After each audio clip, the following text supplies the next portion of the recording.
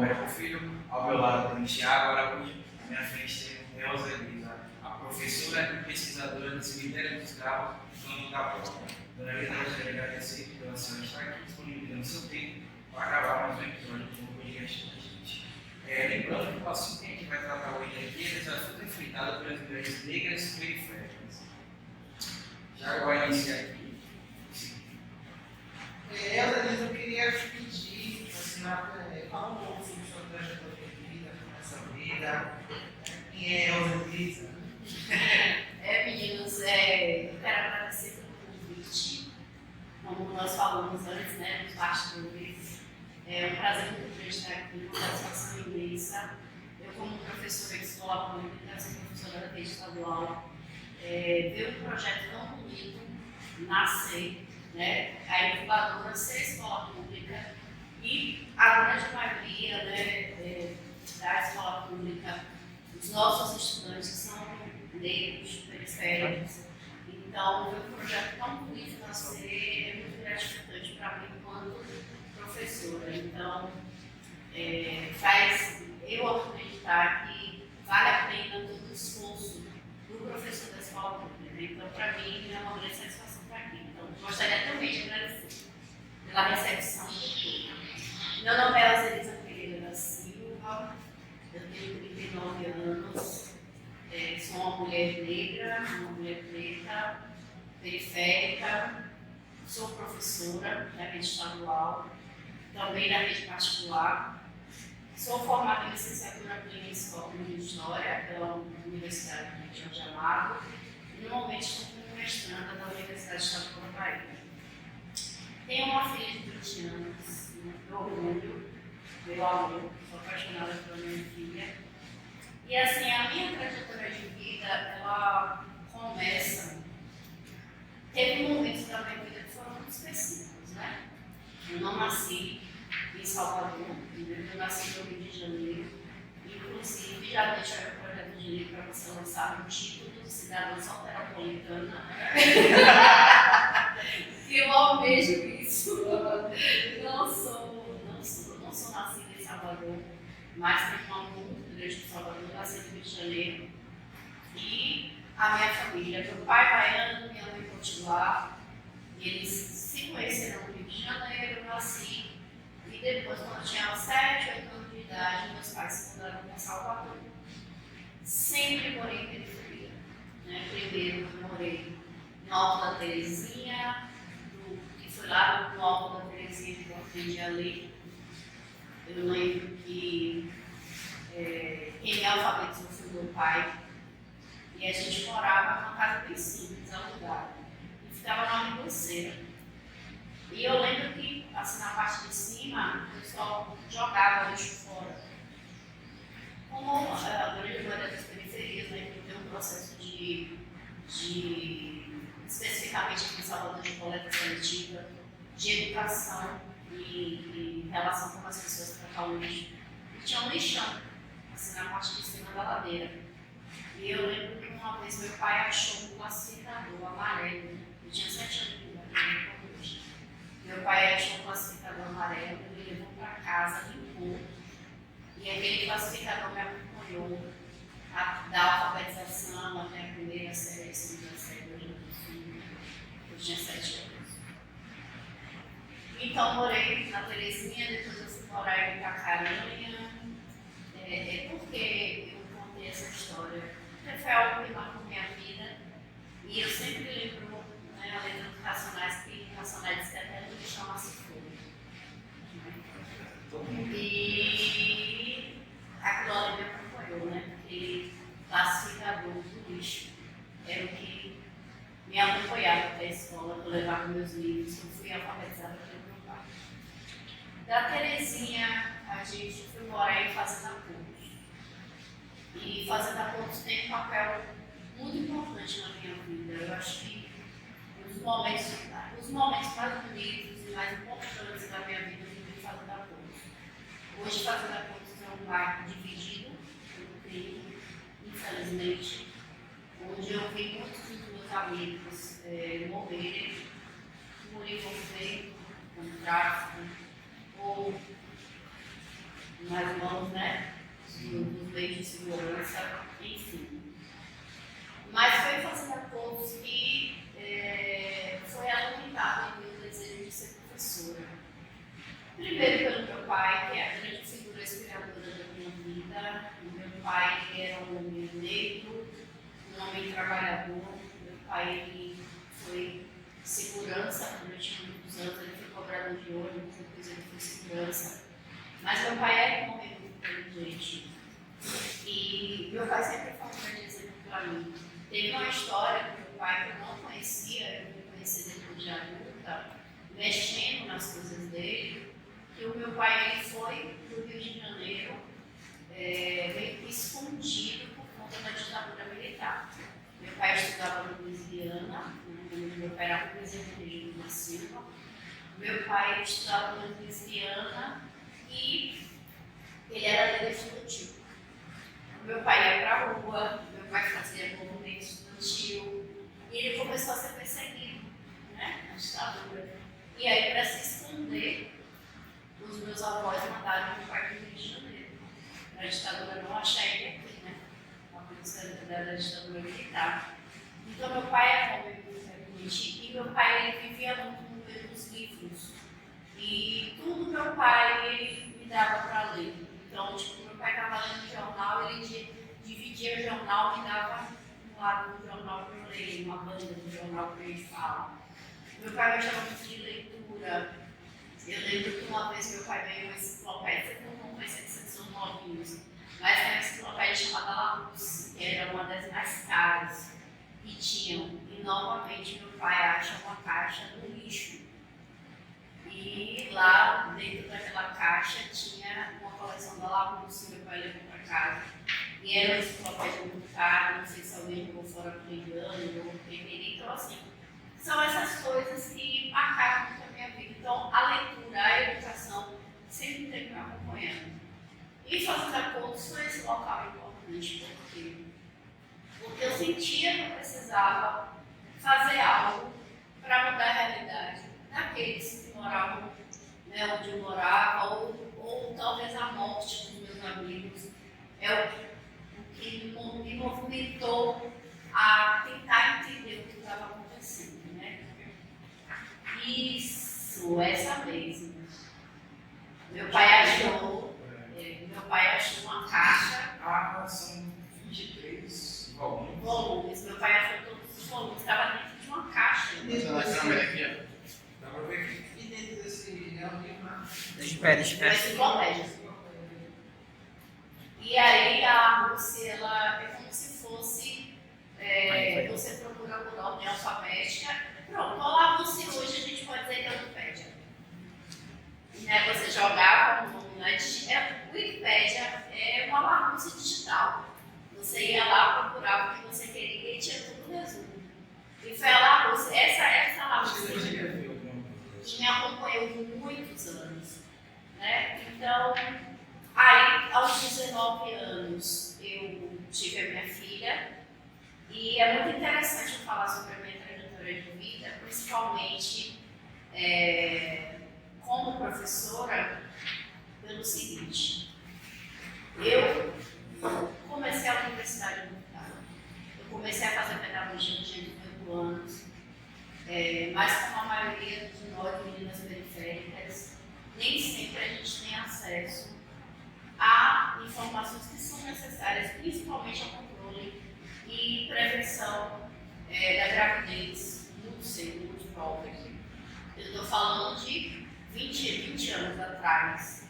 Eu já tinha acesso à informação, mas nem sempre essa informação ela chega na periferia e acaba as meninas engravidam muito cedo. E apesar de eu já ser de maior, né, já ter 19 anos, mas eu estava fazendo uma universidade de pedagogia.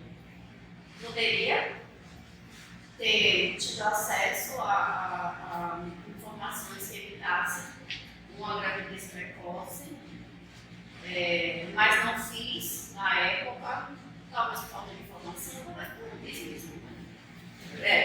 Enfim. Mas ter engravidado interrompeu uma parte da minha formação, porque eu precisei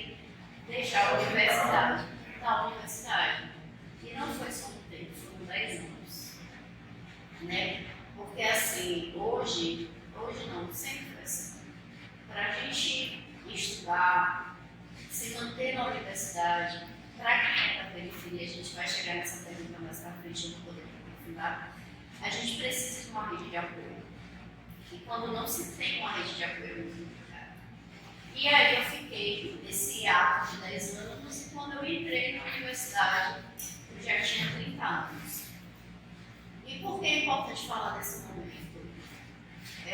Da importância dos programas sociais.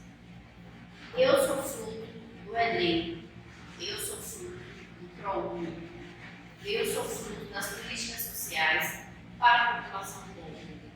Porque há 20 anos atrás a universidade era muito cara. E a UFBA era um processo muito difícil. Por que a UFBA, a Universidade Federal da Bahia? Há 20 anos atrás, há 25 anos atrás, a grande maioria dos alunos da UFBA não eram estudantes negros. Por que vocês acham?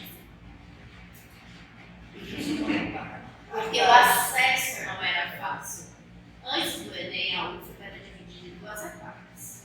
A primeira prova era objetiva e a segunda prova era uma redação. A primeira era classificatória, a segunda era eliminatória. Então, quando você passava na classificatória, você ia para a redação. Se você não passasse na redação, você não entrava. E era um nível, ainda é, a UFBA ainda tem um nível muito alto, né, para entrar na UFBA, mas hoje nós temos programas que permitem, temos as cotas que permitem que estudantes negros, pobres, de periferia entrar na universidade. Eu tentei a UFBA 3 vezes. Né? Então, assim, quando eu tinha 30 anos, eu já era mãe de família, já tinha uma casa, minha filha já tinha 10 anos. Eu não tinha, talvez, o interesse de passar por tudo aquilo, apesar que não era mais nesse processo, já era Enem, mas eu queria entrar na universidade, independente do que fosse. E aí eu fiz o Enem, com 30 anos, e quando eu tinha 10 anos sem estudar, porque eu me dediquei à família, fui fazer outras coisas, fui trabalhar com outras coisas. Eu só tinha ensino médio, eu precisei deixar a universidade, então eu consegui um emprego em uma escola pública de auxiliar de limpeza. Então eu todo dia estava ali, varrendo a sala, lavando banheiros. E chegou um determinado momento da minha vida que eu precisava pular daquela fase, eu precisava ir além. E quando foi aos 30 anos, eu fiz o Enem, estimulada por uma amiga, não acreditava que eu fosse passar, e com a nota que eu tirei, eu consegui uma bolsa no ProUni e entrei na universidade, na Jorge Amado, para fazer história. E foi um divisor de águas na minha vida. Estudar história foi crucial para a minha formação intelectual para a pessoa que eu sou hoje. E não só ter cursado história, a universidade. Por isso que a gente precisa estimular nos estudantes dentro da escola pública o prazer de entrar na universidade, porque é um divisor de águas, é um horizonte que se abre na nossa frente. E aí eu fui fazer história, e daí pesquisa, artigo, mestrado, e até me tornar professora da escola pública, né, como hoje, como estou, né? Então, assim, essa é a minha trajetória de vida. Periferia, uma menina pobre, sem muita expectativa, mas que a educação foi um grande diferencial. Você pode falar um pouco sobre a sua pesquisa? Posso, sim. Porque a gente poderia deixar o site disponível. Pronto. Na universidade, eu tive uma pessoa muito especial chamada professora Luciana Onete da Gama Central. Eu gosto de falar nome e sobrenome porque eu cito a Vilma Reis. Inclusive, vocês devem um dela para mim, que ela é maravilhosa. A Vilma Reis, ela fala o seguinte, né? Uma coisa que foi defensora pública do Estado. Ela diz que quando a gente não dá nome e sobrenome, racismo, ele nos dá o sobrenome que ele quer. Então a gente precisa falar o nome e sobrenome. Você é o Tiago, eu sou a Elza Elisa Pereira. Você é? É isso aí. A gente tem que dizer o nosso nome e sobrenome. Porque quando a gente não diz o racismo, ele dá o sobrenome que ele quer. Né? É isso aí. Isso aí, tem que ser com o sobrenome. E aí, eu conheci a Luciana Leste da Educação Rural, que foi a minha professora. E a Luciana é uma das maiores especialistas aqui na Bahia em período colonial. E um dia, ela sempre me estimulou a ler autores baianos. E ela sempre, eu gostava muito do assunto de morte. Eu gosto muito de estudar a morte, sempre fui muito. Deu pra perceber pelo livro que eu trouxe. Presenteei aqui os meninos com o Rio de Janeiro, os meninos crianças. O Pedro namora com a gente também.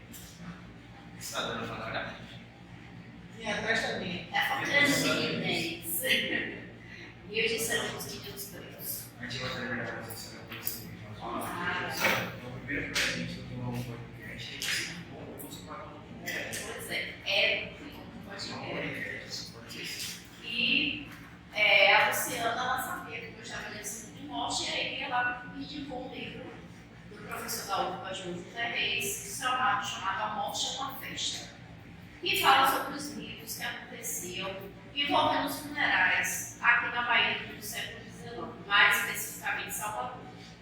E como eram esses mitos? A morte ela movimentava muito a colônia por conta de a morte ser um negócio.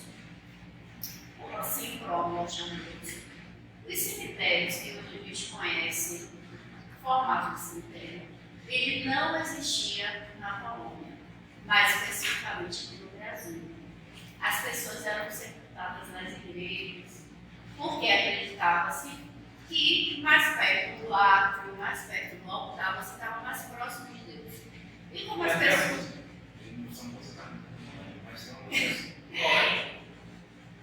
Pesquisem aí. E aí acreditava-se que as pessoas que eram sepultadas nas igrejas, elas estavam mais próximas de Deus. E o João Claret teve uma pesquisa muito profunda sobre esse assunto. E lendo A Morte é uma Festa. A gente pode colocar que quem estava mais perto de Deus, quem era enterrado nas igrejas, eram os bravos. E todo mundo assim enterrado na igreja. Não sei. Você leu esse algum lugar ou você deduziu? Não, eu dizia agora. Muito bem. Dedução perfeitas. É isso mesmo. Tanto que as Irmandades Negras, elas nascem dessa necessidade de que as pessoas pretas também tivessem o direito de ser sepultadas em igrejas. E a Helena, no livro do João Reis, tem uma página lá e um documento que tinha de um filântropo da Santa Casa de Misericórdia chamado Lúcio Útil, que ele pertencia à Santa Casa de Misericórdia e ele andava, pelas colônias de Portugal, escrevendo o que ele via. E o Lúcio Útil escreveu: no cemitério dos estragos do Campo da Pólvora, os corpos dos negros eram jogados para serem comidos pelos cães. Quando eu li isso, na hora me impactei. Como assim? Comido pelos cães? E aquilo mexeu comigo, porque não tem você como uma pessoa negra e você se enxerga enquanto pessoa negra. Você lê uma coisa dessa, você fica do mesmo jeito. Você saber que os corpos dos seus ancestrais eram jogados para serem comidos por cães, por porcos, ou seja, era jogado de qualquer jeito. Eu fiz mais ou menos essa cara quando eu li. E aí, foi bem pesado. E aí, o que foi que eu fiz? Eu comecei a pesquisar pelo Campo da Pólvora. E eu vi que tinha livros que citavam o Campo da Pólvora, mas não tinha um estudo específico sobre o que era o Campo da Pólvora. E aí eu me debrucei, eu me apaixonei pelo Campo da Pólvora. Comecei na Santa Casa de Misericórdia, e foi lá na Santa Casa de Misericórdia que eu descobri os bandoês. Inclusive, existe já historiadores, tem uma historiadora, eu não vou lembrar o nome dela agora, eu não sou muito boa com nomes. Eu lembro das histórias, mas dos fatos. É nome e data. Eu não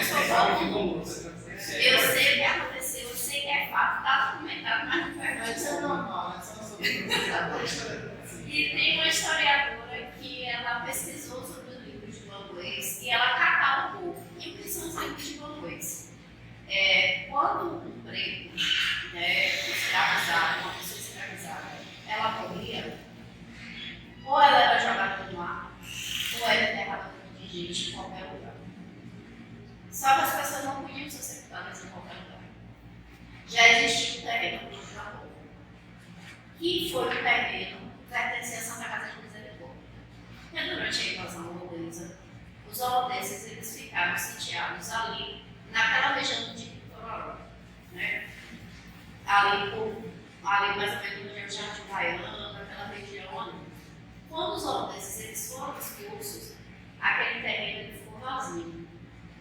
E a sociedade baiana da época ela tinha muito essa questão de não querer associar a cidade aos holandeses, porque era meio que uma situação de vergonha.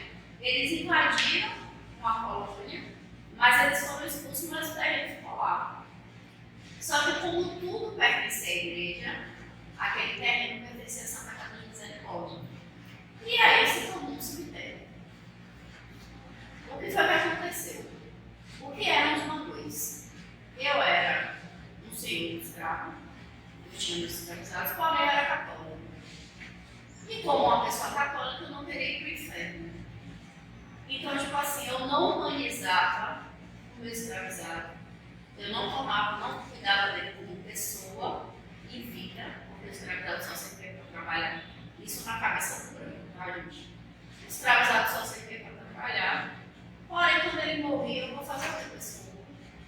Eu vou enterrar onde? Eu não quero ver inferno. Eu ia lá na Santa Casa de Misericórdia e dizia assim, ó, eu preciso de um mangueiro para sepultar o escravizado que morou lá na minha casa. Eu vou pagar e vocês enterram. E o mangueiro que ele está se deixando? Vou explicar. O mangueiro era uma mortalha. Os pretos eles não eram enterrados em caixões. Ele era envolvido numa monta. Então eu ia lá, pagava a Santa Casa de Misericórdia, lá registrava que eu estava pagando. Ela me cedia uma mortalha, uma pessoa da Santa Casa de Misericórdia, que hoje a gente pode chamar de coveiro, pegava o corpo daquele negro, daquela negra, enrolava, chegava no topo da pólvora e literalmente a 7 palmos de chão aquela pessoa era sepultada. Ou seja, era uma copa rasa. Tanto que o nome do meu trabalho é Corpos Negros e Copas Rasas, cemitério dos escravos no topo da pólvora. Tá na internet. Mas eu não posso, E aí, e o que aconteceu? Uma copa rasa. E era um terreno que a gente chamou de terreno baldio, eram falas. Então era povo que entrava, era cachorro, era cavalo. Se os bichos entravam para mexer, a cova era rasa, aconteceu o que com esses povos? E isso está documentado. Só que, por conta, acho que do tempo, acho que a gente deveria estar interessado. Eu já ouvi bastante também, logo quando eu comecei a pesquisar o nome da pólvora, que eu não ia muito longe, porque não tinha muito documento, porque assim, nós historiadores, a gente precisa de provas documentais, o que a gente chama de fonte primária. Então, os manguês, eles eram registrados nos livros da Santa Casa, tanto que lá, no arquivo da Santa Casa de Misericórdia, que é um arquivo privado, não é importante falar isso, mas embora seja um arquivo privado, dá total autonomia ao pesquisador. Eu, como uma pesquisadora, posso chegar lá e dizer, olha, eu sou pesquisador de tal assunto, eu quero ver os livros de manguês. Eles pegam os livros e dão, né, disponibilizam para você ler. Porém, outra coisa muito interessante, a gente tem que fazer paleografia. O que é paleografia? É um estudo da escrita dos séculos XVI até o século XIX. Eu não ia conseguir ler. Então eu tive que fazer paleografia, que a minha universidade não tinha um curso de paleografia para poder ler os livros de manguês. E isso tudo sozinha, sem incentivo financeiro, separado. A senhora não tinha uma pessoa, uma colega? Assim, tinha minha professora que era orientadora, mas o orientador, ele te orienta, mas dentro da disponibilidade dele. Você tem que se virar em alguns momentos. Mas por que eu falo de incentivo financeiro, gente? Porque a pesquisa é caro. Por isso que o Brasil precisa valorizar os seus pesquisadores, os seus cientistas e as iniciações científicas, porque pesquisar é caro, é transporte, é material, é tempo, e tempo é precioso. Quantas e quantas tardes eu fiquei na Santa Casa de Misericórdia olhando de uma vez, né, para entender o que eu estava pesquisando.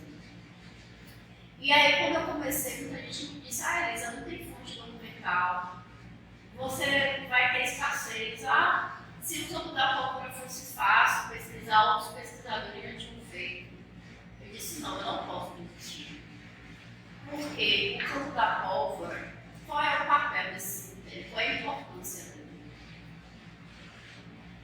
Se você for na Praça da Sé, ali onde era a Cruz Caída, era uma basílica, era uma igreja, que foi derrubada por JJCA no início do século XX para a construção de um terminal de bonde. JJCA derrubou o e literalmente mandou derrubar a igreja para se tornar um terminal de bonde, para abrir a Avenida Paulista de Salvador, eu digo que é a Paulista de Salvador, que é a Avenida 7, que começa ali na Praça da Sé, que é até o Corredor da Vitória. E aí ele derrubou a igreja, só que aí foi descoberto, mandou aterrar, construiu ali. Só que quando os bondinhos foram desativados, o terminal ali que tinha um final de linha, ele precisou também ser desativado. E todo aquele material de concreto foi levantado, né? E aí foi descoberto que ali embaixo tinha o quê? Também tem a história que em Salvador tem muitas coisas ali que os jesuítas usaram. História assim, né? Tudo, eu acho que é político das igrejas, mas eu não posso falar com muita propriedade, porque não é muito a minha área, mas eu posso falar depois do Ladeiras, que fala uma coisa sobre isso. E aí foram descobertas covas, e ali se tornou um sítio arqueológico. Onde é que eu quero chegar? Se tornou um sítio arqueológico e tem uma placa que foi colocada lá pelo governador da época, o Antônio Carlos Magalhães, aqui nesse solo sagrado. Aí eu pergunto, onde tem branco enterrado é solo sagrado, onde tem preto não é não? Fica a pergunta. Essa pergunta aí. Onde tem branco enterrado é solo sagrado? Os comentários aí. Onde tem preto não é solo sagrado não? E aí a minha pesquisa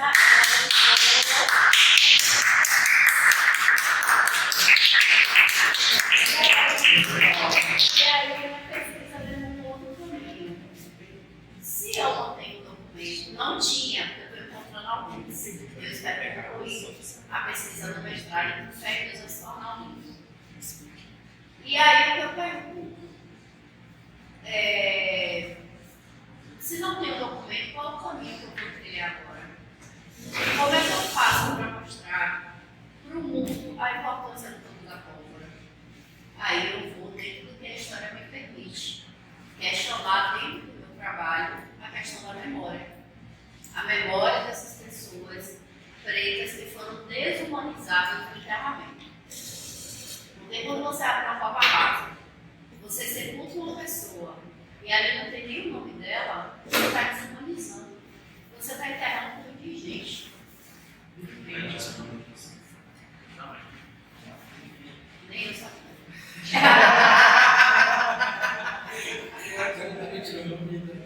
Então, uma lei, tipo, Homem se tornou deputado, fazendo vigiar uma pessoa, e aí só de é um dele específico. Vigiar é você contratar um cadáver. Pois é. Apesar de ser um texto de polêmico, mas era exatamente isso que aconteceu. Então, o que a história me permite? Que eu faça uma discussão dentro do campo da memória. E o campo da pólvora, ele vai dentro de algumas ações que já estão acontecendo no Brasil hoje.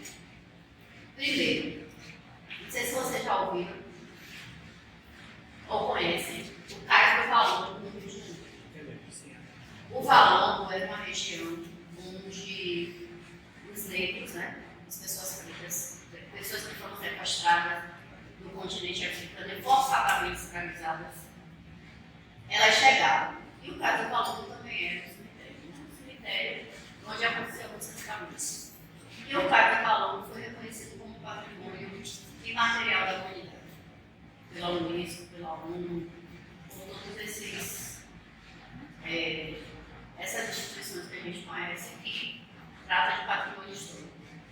Em São Paulo, no bairro África, Japão, Liberdade, que é muito importante falar isso, porque o bairro da Liberdade era Japão, Liberdade, já é África, Japão, Liberdade, é considerado um dos primeiros bairros de população negra de São Paulo.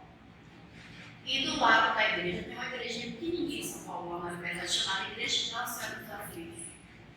E do lado da igreja tinha um cemitério, e era uma igreja de pessoas negras. E a igreja aqui tem como seu santo padroeiro Chagas, que foi um soldado negro, que ele foi condenado pela coroa na época à forca, porque ele libertava os negros. E ele foi tentaram enforcar o Chagas 3 vezes e 3 vezes a corda quebrou. Então hoje o Chagas ele é considerado para a Igreja dos Aflitos um santo, né? E diz que no final da terceira corda, quando a corda quebrou, gritaram liberdade, liberdade, liberdade. No momento que eles estavam tratando da restauração da Igreja dos Aflitos, que é uma igreja bem pequenininha, uma capela, foram encontradas ossadas do lado da igreja. E aí, fazendo estudos, descobriram que essas ossadas são ossadas de pessoas negras. E o terreno que pertencia a um chinês, existe uma instituição em São Paulo chamada UNANCA, e a UNANCA entrou com um projeto de lei, uma ação civil, pedindo que o governo de São Paulo restituísse o terreno à Igreja dos Aflitos e que comprasse o terreno na mão do chinês. Eu sei que o governo comprou e o terreno foi 5 milhões de reais, o governo pagou. E hoje o cemitério da Igreja dos Aflitos está se tornando um memorial. Por que Salvador tem que ficar de fora? Porque o espaço do Campo da Pólvora, apesar que eu ainda estou fazendo cruzamento de informações para saber exatamente onde era o cemitério, mas eu acho que saber onde era o cemitério exato, ele tem sua relevância, mas não mais do que a existência do cemitério. Ele existiu. Então, esse espaço ele precisa ser reconhecido enquanto patrimônio imaterial de Salvador e do Brasil, do sepultamento de pessoas pretas. E eles precisam, o que é que precisa mais para validar, gente?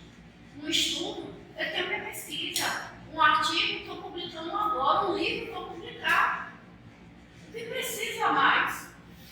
Para que as pessoas que foram ali sepultadas, elas sejam reconhecidas como pessoas. O que eu peço no meu trabalho é a humanização das pessoas pretas que foram sepultadas ali, de 1724 até 1835. Não foram 100 anos, foram mais de 200 anos. Disse que o Campo da Pólvora ele foi desativado porque não aguentava mais receber corpos, não se aguentava mais enterrar gente no Campo da Pólvora.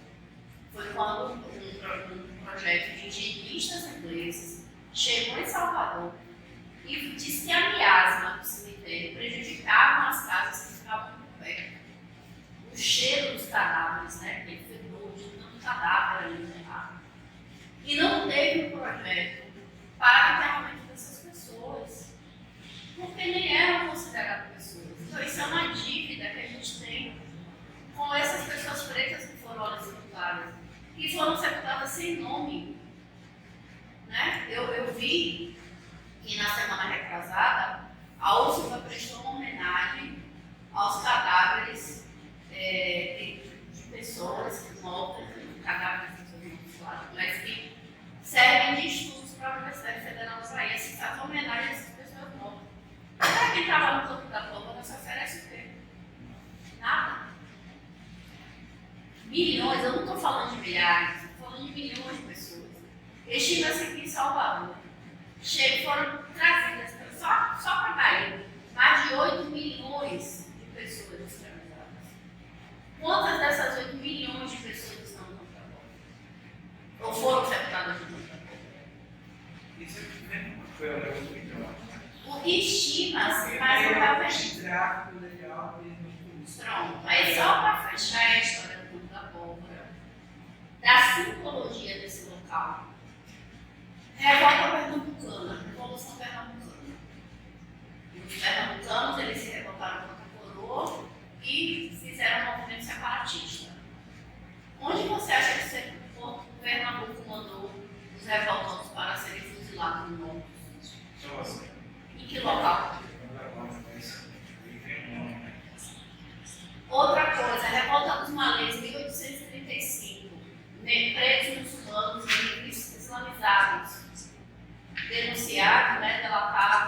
presos pelo governo regencial, que é já regência, presos pelo governo regencial, condenados ao fuzilamento. Você acha que eles foram fuzilados aonde?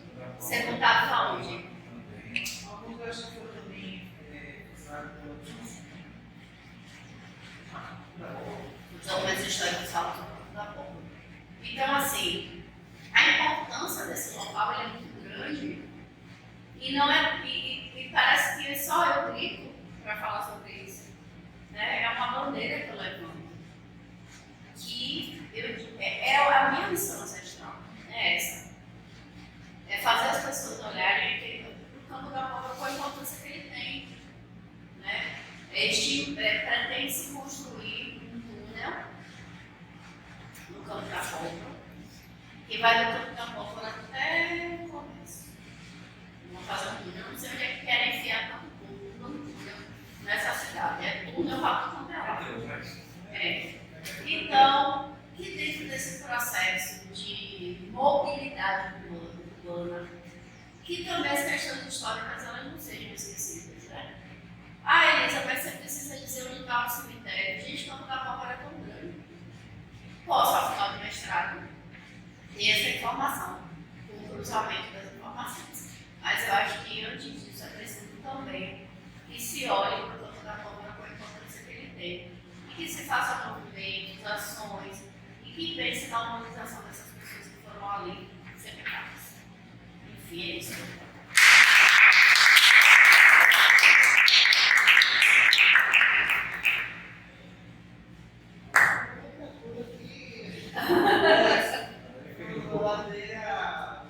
Ladeiras e Maladundãs?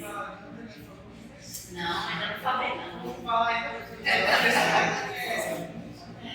O Entre Ladeiras é um projeto que na verdade, o Entre Ladeiras ele nasce de uma oficina criativa que eu fiz no Instituto de São Paulo, chamada Instituto Feira-Preta, né?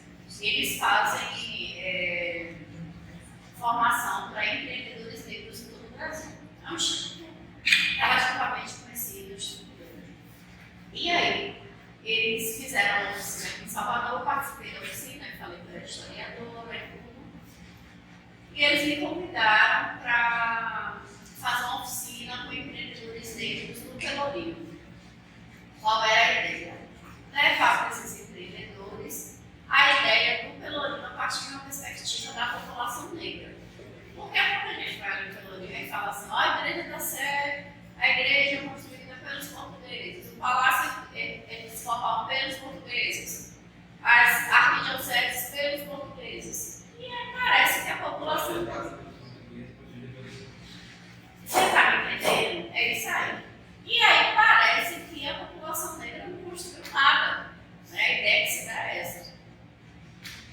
E aí eu recebi o desafio de pensar um roteiro histórico dentro do Pelourinho a partir da construção da população negra. E aí eu pensei, o Pelourinho tem muita ladeira, vai se chamar Entre Ladeiras. Mas eu achei assim, só Entre Ladeiras? Não, tem que ter mais alguma coisa.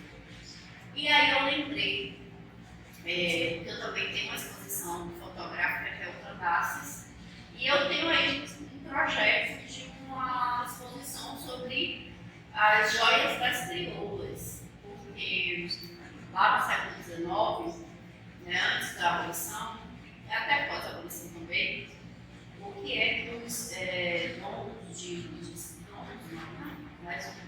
escravizadores, eles fazem, né, comerciantes de pessoas escravizadas, não sei se pode ter esse nome interno, eu tenho muita dificuldade a como chamar essas pessoas que escravizavam no Brasil, enfim.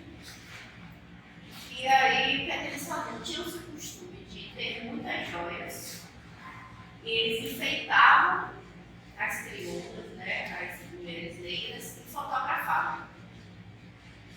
E elas sempre muito ornadas, assim, com joias. E essas crioulas, elas gostavam também de muita prata, de muito ouro, de muita joia. Tanto que muitas dessas joias, elas serviam para comprar alforrias. E essas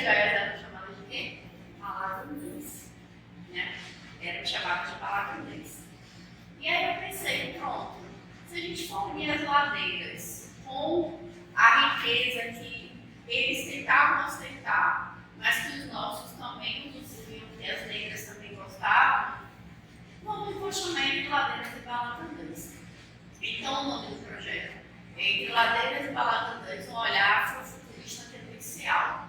Porque eu gosto muito de olhar a história da população negra também a partir do afrofuturismo, que hoje é um termo que está se falando muito, né? E o Entre Ladeiras ele tem mais ou menos uns 3, 4 anos. Não se falava tanto de afrofuturismo como está falando agora.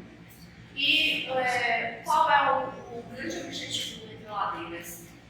É mostrar o Pelourinho, mas a partir do olhar da população negra e da construção da população negra. Vocês sabem o que é a Sociedade Protetora dos Desvalidos? Já ouviram falar? Já ouviu falar.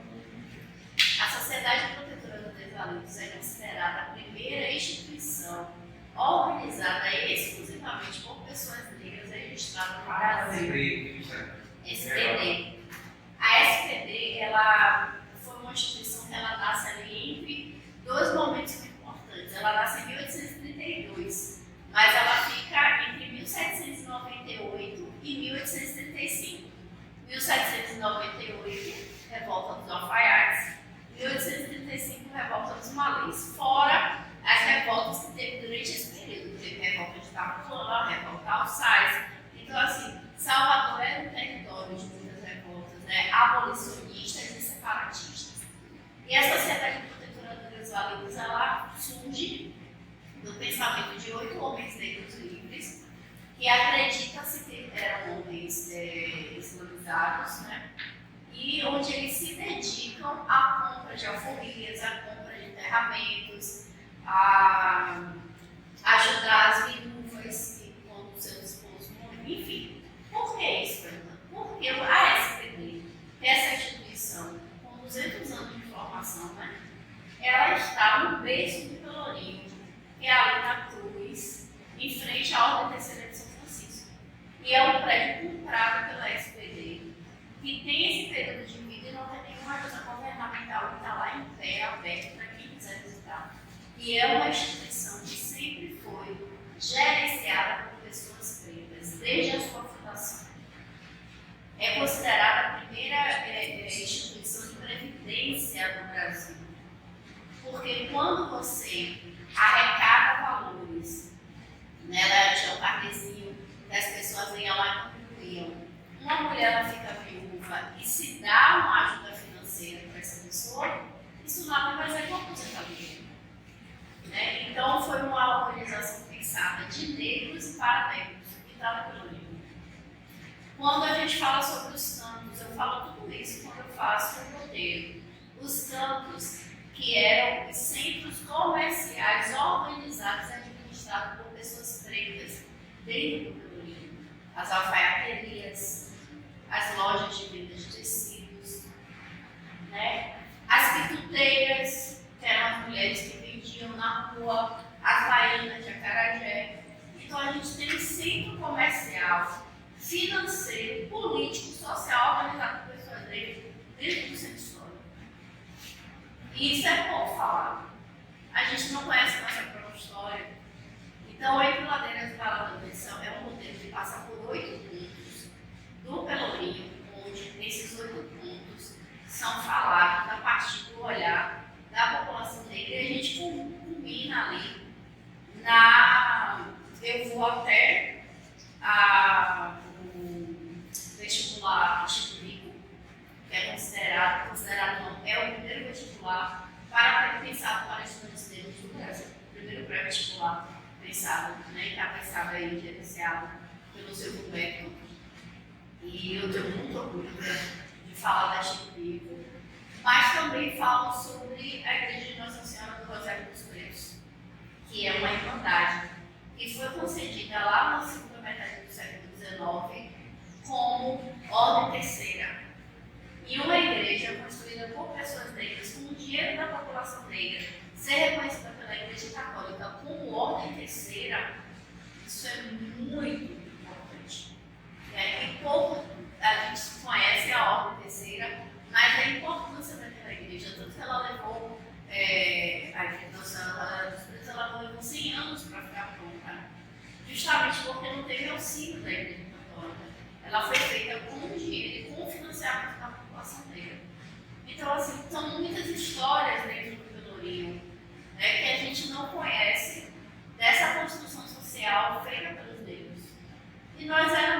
maioria, ainda de escravizados, sequestrados, mas éramos a maioria. Então, a gente tem que pensar o seguinte: Salvador, a partir da perspectiva de quem construiu foi o preto. O branco ele foi explorador. Ele foi o que usou a mão de obra da população. Mas quem construiu foi a população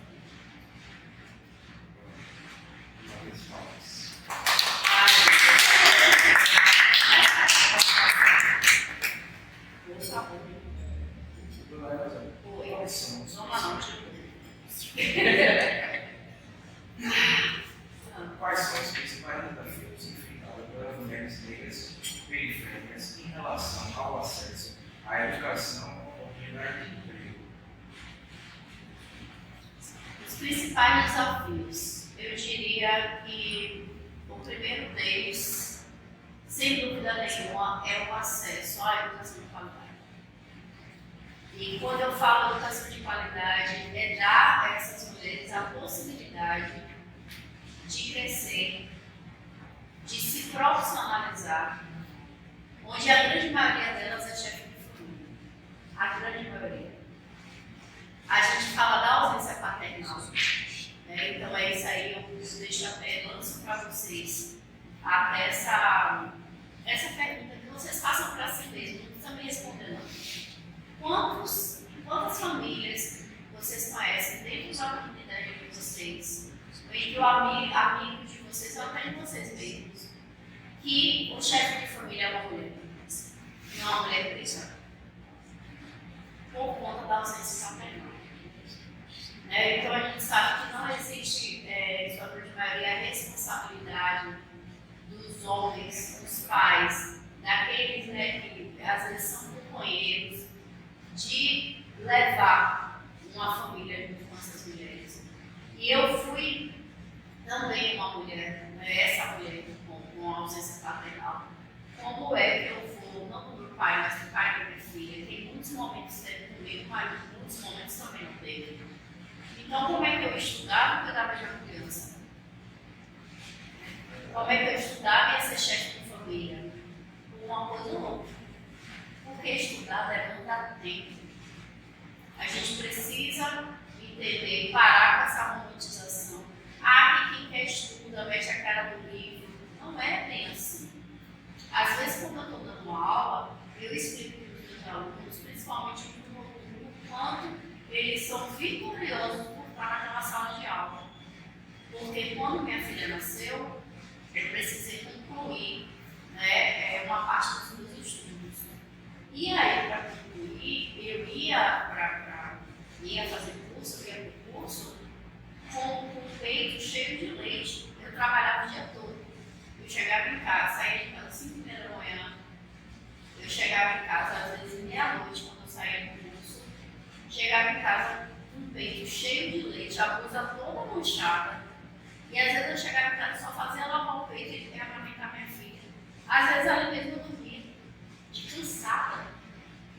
Então assim, e eu tinha uma rede de apoio, porque minha mãe ficava com minha filha durante o dia para poder estudar e trabalhar.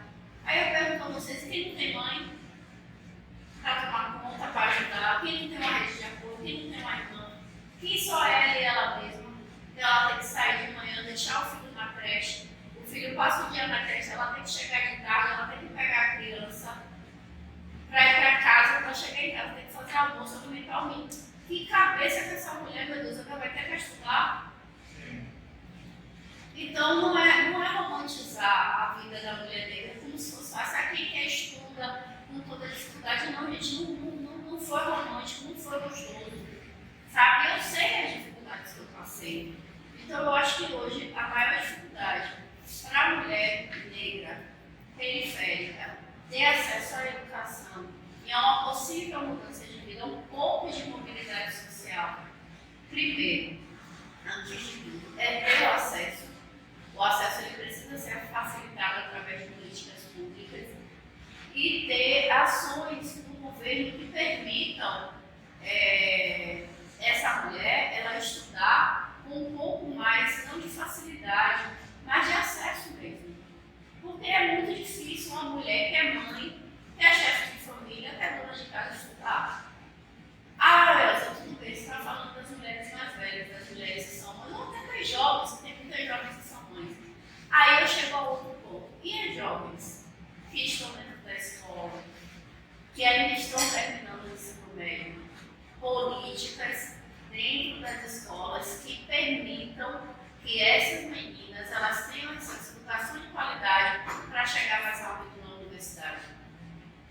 A universidade ela precisa ser um foco. Não é só, às vezes eu fico muito triste quando eu estou na sala e algumas alunas fazem assim, prova, eu só quero terminar o ensino médio, eu não quero chegar na faculdade não. Poxa, aquilo me dói, porque eu sei para onde esse profissional ele vai. Ele vai para o setor de serviço, ele vai para a caixa do supermercado, ele vai para o balcão, ele vai para o serviço de apoio. Não que isso não seja digno, porque todo trabalho é digno, mas nós, pessoas pretas periféricas, negras periféricas, também precisamos encabeçar cargos de poder. Existe um livro da Cida Bento, que eu acabei de ler agora, chamado Pacto da Branquitude, onde a Cida Bento ela fala muito bem disso, que as pessoas brancas elas fazem um pacto para que as pessoas negras elas não acessem cargos de poder, para que elas não cheguem a cargos de liderança. Né? E como é que isso é minado de nós? Através da educação, quando ela não é oferecida educação de qualidade e acesso, e através também da autoestima. A nossa autoestima ela também é minada, porque para mim, uma universidade de escola pública, que ele diz, professor, eu não quero chegar na universidade, eu quero só terminar o ensino médio, para mim a autoestima dele ali já foi minada, já foi sugada de alguma forma, porque ele não vê perspectiva de futuro. Para ele conseguir um emprego de carteira assinada, ter um salário, ter um plano de saúde, ter um vale de transporte e alimentação, para ele está bom. Nós precisamos estar nos cargos de liderança, porque as pessoas brancas elas não vão pensar para pessoas pretas, elas vão querer manter o status quo. Eu tenho algumas coisas que são muito controversas, por exemplo, existe algo mais importante do que não ser racista, ser antirracista, não. Só vamos ter uma revolução, nem digo uma revolução, mas uma mudança significativa das pessoas negras nos cargos de poder, quando os brancos eles entenderem que o preço da escravidão também está na mão deles. Eles também têm as mãos sujas de sangue, a partir do momento que eles são privilegiados pelo status quo da sociedade. Quando eles estão à frente, quando eles estão nos cargos de liderança, quando a pessoa que está lá no RH é branca e ela escolhe quem é que está ocupar o lugar. Entendeu? Quando uma pessoa, uma menina, com o cabelo dela black. Porque assim, ó, não, quero deixar essa leitura da Cida Bento, que é muito importante. Essa leitura do Pacto da Branquitude foi um divisor de águas na minha vida. Quando ela diz o seguinte, a menina negra, ela é estimulada o tempo todo na internet para manter o black power, para manter o cabelo bonito, encaracolado, armado, né? Aí ela vai para a entrevista de emprego, com toda aquela autoestima dela, o cabelo dela bonito, armado, cheio, exalando toda aquela negritude. Aí a chefe da RH diz assim, é com esse cabelo aí que você vai atender os clientes? Você vai ficar na frente da loja? Ah, não pode. Você vai ter que prender. Você tem que prender, tem que amarrar. Aí, para não gisalizar, ela fala assim: você pode prender assim, armar. Isso é o quê? Se não for a quebra da autoestima da população dele. Então, esses são os meus desafios respondendo a sua pergunta. Eu acho que o primeiro é possibilitar que as mulheres elas tenham acesso. E depois do acesso à manutenção. Não é só você permitir, é você também dar manutenção para acessar. Todo estudante negro de escola, de universidade pública, eu sei que tem muitos incentivos aí financeiros para que os estudantes eles fiquem na universidade. Mas os incentivos financeiros eles não são suficientes. Porque a pessoa que está na universidade ela precisa trabalhar, ela precisa pagar a conta, ela precisa pagar a luz, ela precisa se alimentar, cuidar do filho, da educação. Então tem que ter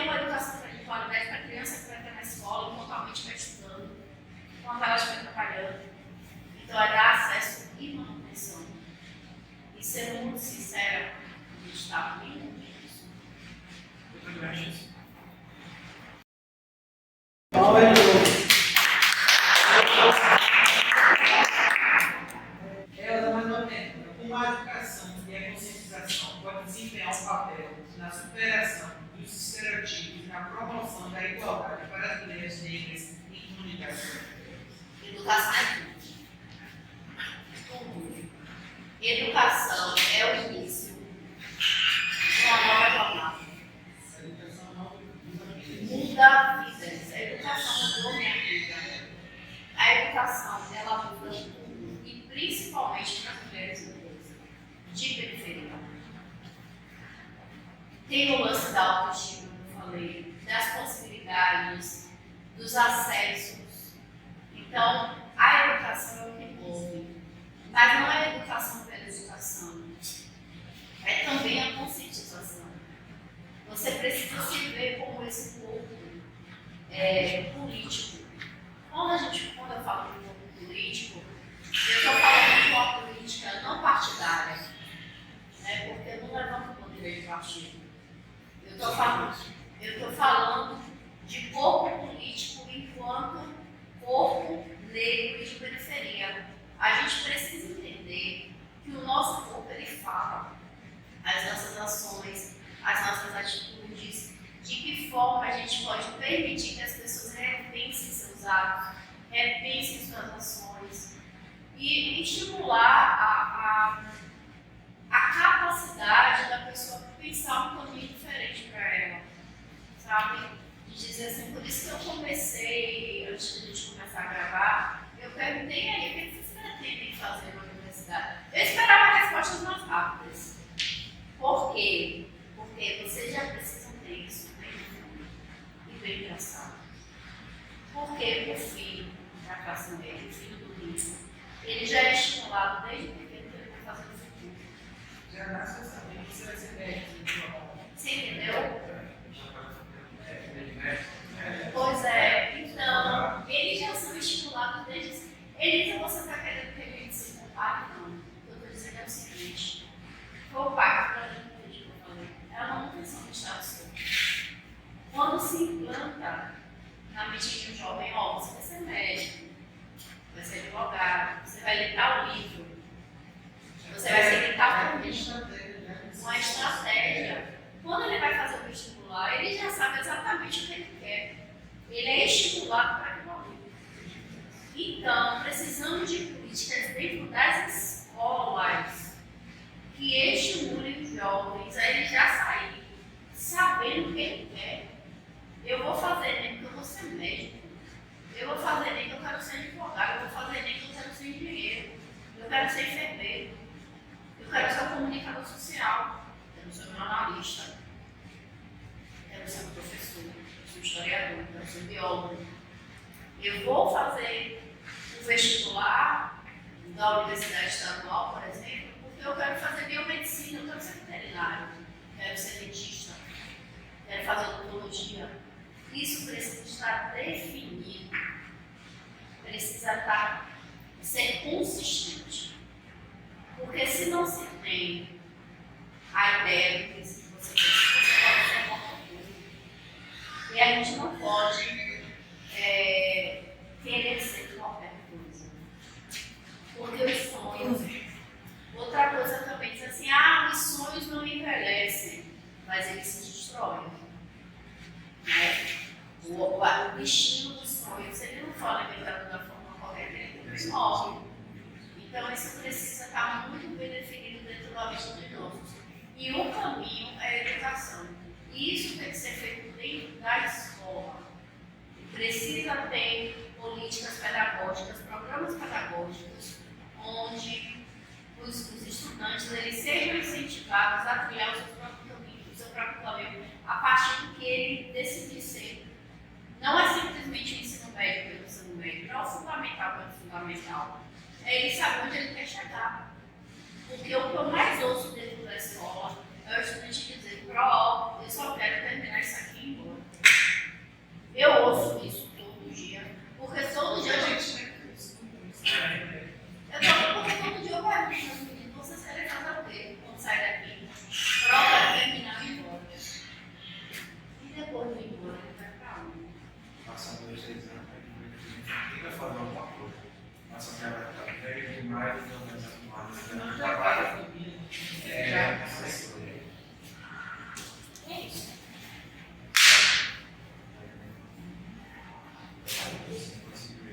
Na verdade, eu ainda acho que a gente já deveria iniciar a escola desde então. Então, assim, desde o primeiro ano do Fundamental 1, já sabendo que a gente tem que fazer uma faculdade, um curso técnico, tá entendendo? Preferência na faculdade, curso técnico não, na faculdade. Não pode chegar no grupo iniciar,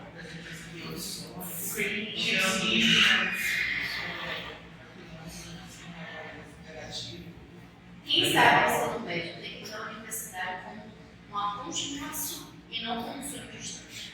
E muitos de nós ainda vê a universidade como substituto. Não vê como uma continuação do médio. Porque, tipo assim, tem a diferença, né? A gente. Também, particular.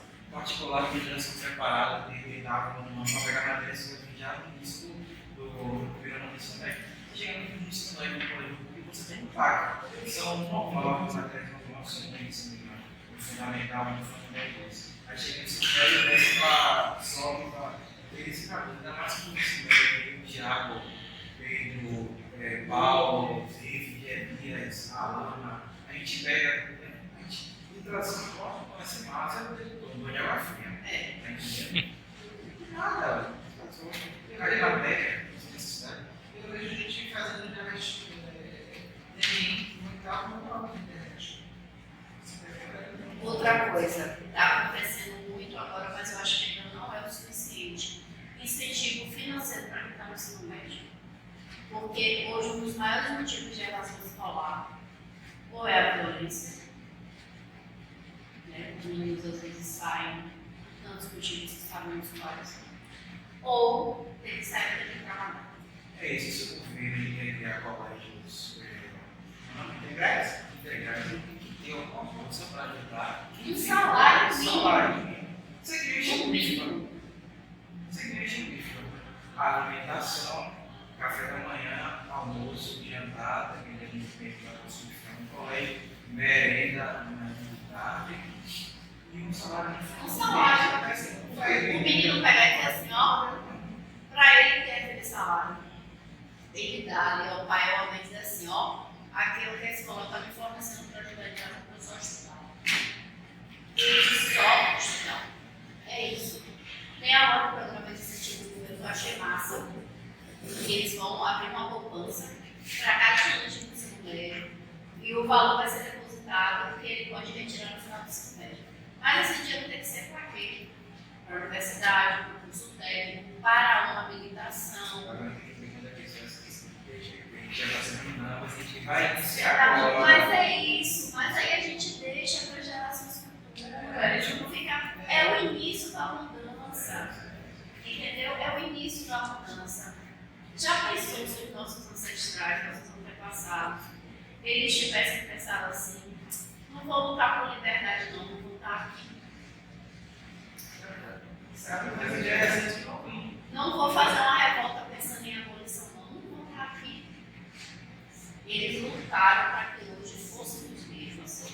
A gente precisa lutar para que os seus filhos, os nossos filhos, eles tenham liberdade ao dinheiro, acesso ao dinheiro.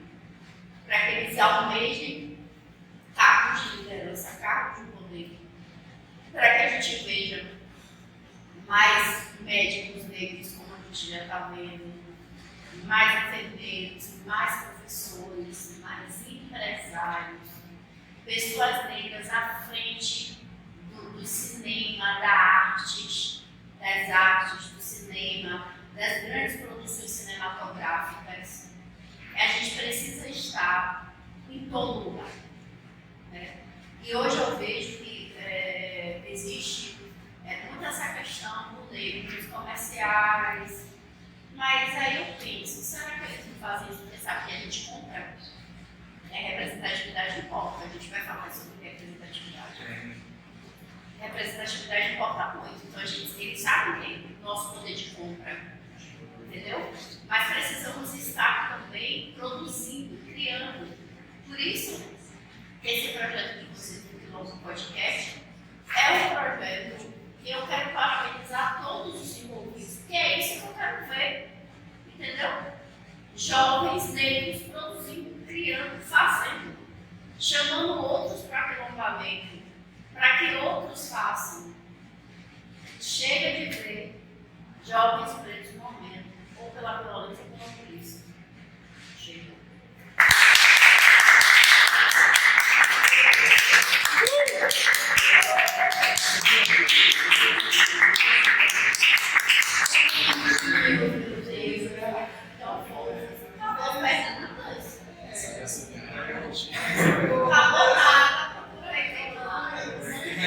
Tem. Alguém quer vir aqui fazer pergunta? A gente está tão bom. Teve a mão assim. Vocês são editadas, vocês vão colocar. Na verdade, ela falou que a gente ia perguntar, então. Pode alguma coisa que vocês Só uma para finalizar. Alguma coisa que vocês estudou, entenderam? O assunto até que teve. Melhor prova, vai se preparando. E é que esse aqui que eu gostei. Não, tem que ser baixar a palma. Olá!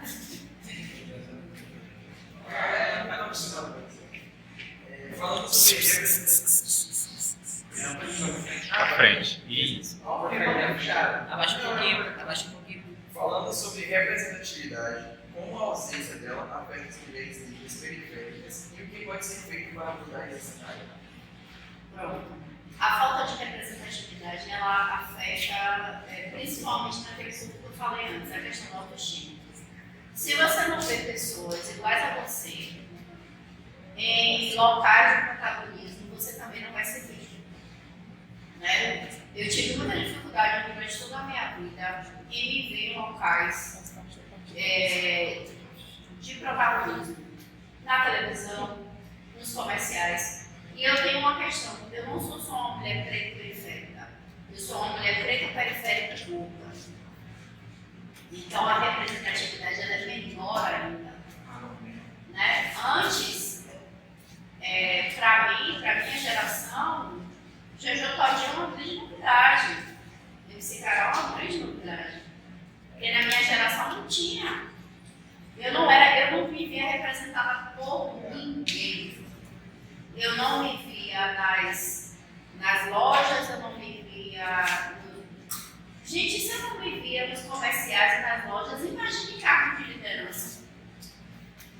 Né? Então a minha geração não teve essa representatividade e hoje as meninas elas podem se ver em vários espaços. Né? Hoje você vê as meninas negras, elas mantendo seus cabelos armados, seus blacks, amando o seu próprio corpo, trança. As meninas gordas, a gente vê as meninas amando o próprio corpo, se vestindo como quer, não se escondendo mais atrás de roupas largas. Né? Então, assim, a representatividade dentro da periferia conta por isso, porque são locais possíveis. Quando você se vê dentro desses espaços, você se vê dentro dessas possibilidades. Eu, particularmente, dentro da universidade, quando vocês falaram de representatividade, eu até coloquei aqui algumas pessoas que, para mim, elas são muito importantes, né? Como a Conceição Evaristo, que é uma das principais escritoras hoje do Brasil. Né? Então, a Conceição, ela fala que ela começou a escrever aos 40 e ela veio se tornar famosa aos 70. Então, a Conceição Evaristo, ela é uma escritora maravilhosa, é uma escritora, uma mulher negra brasileira. As atrizes, tem a Angela Ribeiro, e de tantas e outras, a Carla Cotirene, para mim, uma das maiores intelectuais dessa década dentro da Bahia. Né? Então, tem a Carla Cotirene, que já está em estado há muito tempo, tem a promotora de justiça, a Lívia Vaz. Então, assim, nós, a própria que eu já citei aqui antes, a Vilma Reis, tem a Ângela Guimarães. Então, assim, são mulheres negras que estão à frente, né? E que são essa potência que a gente tem. Então, a mulher preta, ela se vê dentro desses espaços, a representatividade é dizer para ela, você também pode chegar nesse lugar. A marca é você dizer a essa pessoa, você pode chegar nesse lugar. Se essa pessoa chegou, você vai chegar também. Então,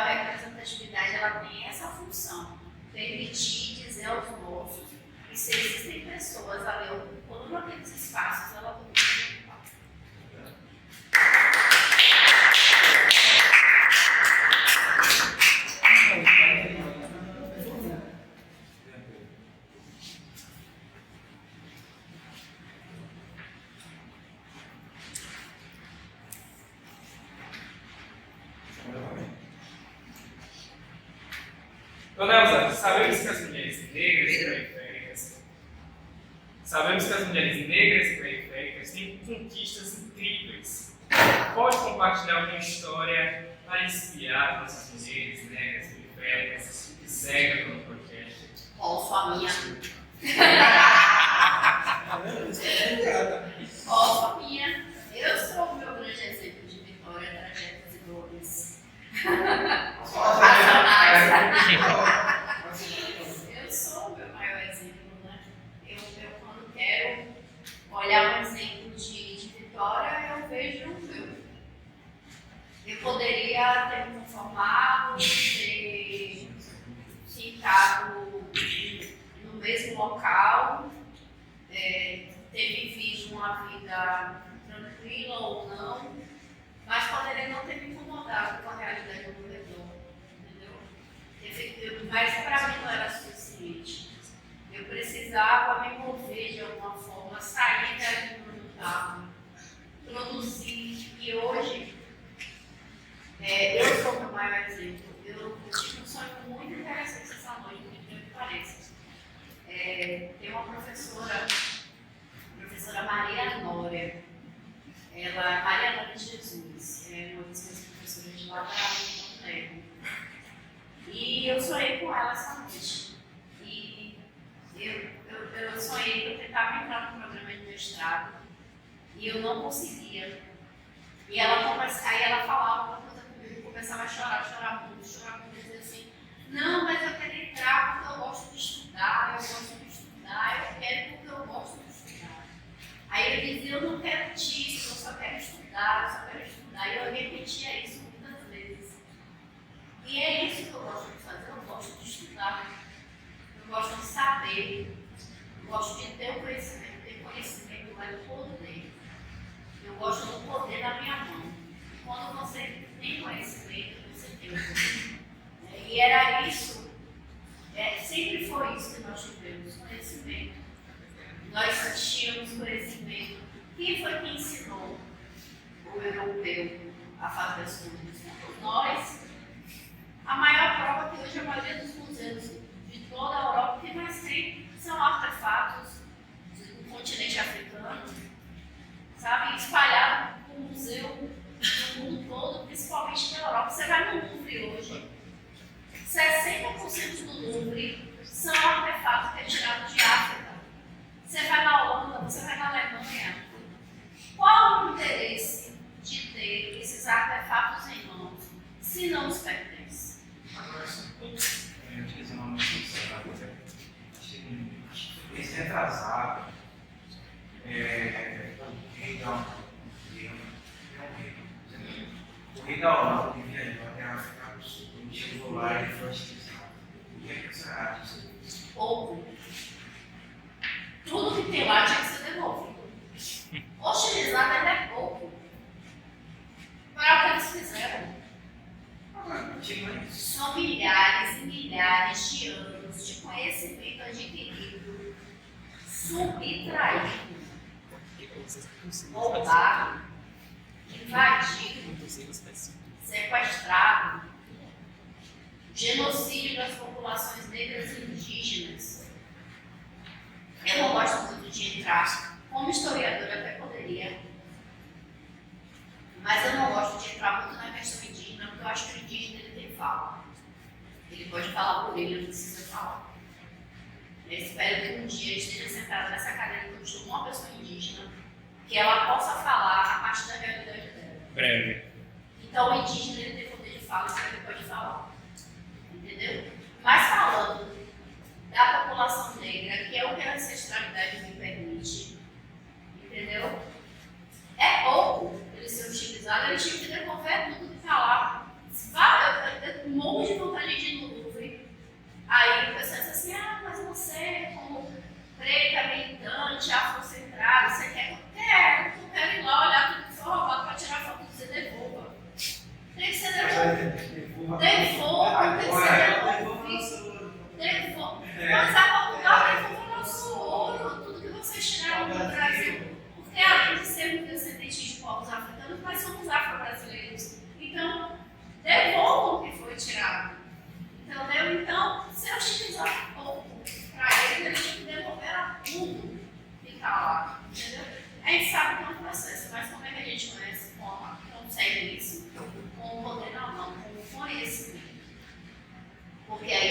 não aceita mais a ser sujeitado a situações que passamos todos os dias, de racismo, sabe? Ele lembrou uma situação muito interessante que eu passei semana passada para São Paulo ao trabalho. E aí nem eu sabia, mas a minha passagem dava direito de eu ir no primeiro grupo. E aí, eu não sei se você já tiver acesso a essa informação, mas quando você vai embarcar, é dividido por grupos, né? Grupo 1, grupo diamante, são aqueles que viajam mais, aqueles que acessam mais caro, grupo 1, grupo 2, grupo tal. O meu grupo era o 1. E quando eu fui embarcar, eu era a única negra daquele grupo. Aí tinha um cara branco do meu lado. Era lá com a mala. Aí eu encostei assim nele e ele se afastou. Aí eu encostei e ele se afastou. Aí eu percebi que ele estava se afastando, vocês acham que eu fiz o quê? Me aproximei mais, até ele ficou enrolado. Aí eu fui encostando, ele disse, ele vai meter a cara no chão, vai se embarrar, vai cair daqui a pouco. Até ele se sentir incomodado, que é isso que a gente tem que fazer, a gente tem que incomodar. A gente tem que derrubar o espaço fora do limite. Enquanto a gente não fizer isso, enquanto nós não estivermos nesses espaços, a mudança não vai ser significativa. Só que um dia eu vou embora, os outros novos ficarão. E aí está na mão de vocês permitir que essas mudanças aconteçam através da educação, da informação. Vocês têm uma arma poderosíssima na mão, ó, internet, um aparelho, microfone. Vocês já têm o poder. Só é fazer as coisas acontecerem e permitir que as informações cheguem até os nossos. E, só para fechar, vou repetir o que eu falei na semana passada. Para mim, de todas as coisas que eu falo, né, que eu falei que a minha história é uma história de superação, de vitória. A minha história, para mim, é a grande história inspiradora. Eu acho que a minha história serve para inspirar outras pessoas. E repetindo a minha fala, já que os nossos ancestrais lutaram para que tivéssemos algo dos nossos corpos, hoje nós temos acesso à informação. Então é de nossa responsabilidade permitir a abolição das mentes dos nossos. Já que os nossos corpos não estão mais presos, né? Mas a gente precisa libertar a mente. E é isso.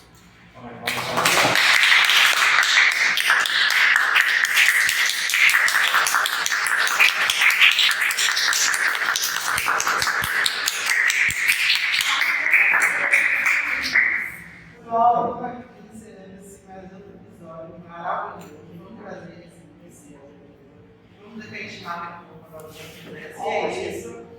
Acompanha aí no YouTube, no Instagram, no Spotify. Até o próximo episódio. Pessoal. Tchau, gente. Obrigada. Tchau.